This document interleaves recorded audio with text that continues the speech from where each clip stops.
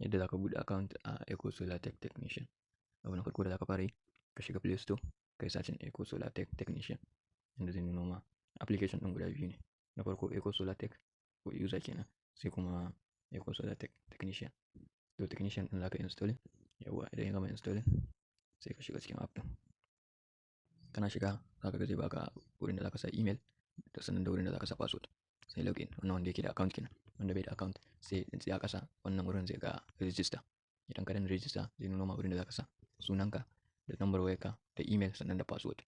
Da ka yi gaba zai baka option ɗin da za ka zaɓi abin da ka fi iyawa aikin solar. Daga nan sai ka zaɓi state.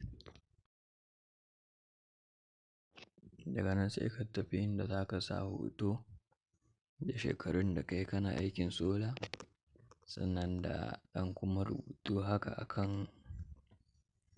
experience ɗin kana aikin solar.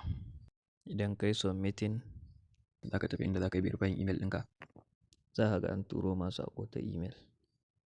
Daga nan sai ka fita sai ka shiga application ɗinka da kake karɓan saƙo na email daga ciki, inda za ka ga sun turo ma saƙo, sai ka shiga cikin saƙon za ka ga link. Idan ka ga link ɗin sai ka danna shi inda zai kai ka wurin da za su nuna ma email verified successfully. Sai ka yi login daga nan da email ɗin da password ɗin da ka sa, za ka ga ya kai ka cikin dashboard.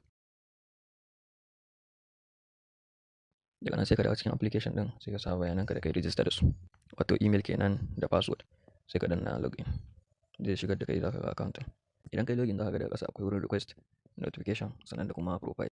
Wajen request shine inda za ka ga wurin ayyuka, wato akwai pending request shine aikin da baka yi ba, sai kuma completed request shine aikin da ka yi ka gama. Sannan sai notification shine na tsakiya, inda za ka ga sabon saƙonni da kuma tsofin saƙonni. Sannan sai profile shine dashboard, inda za ka ga bayananka da kuma inda za ka iya canza password ko sign out.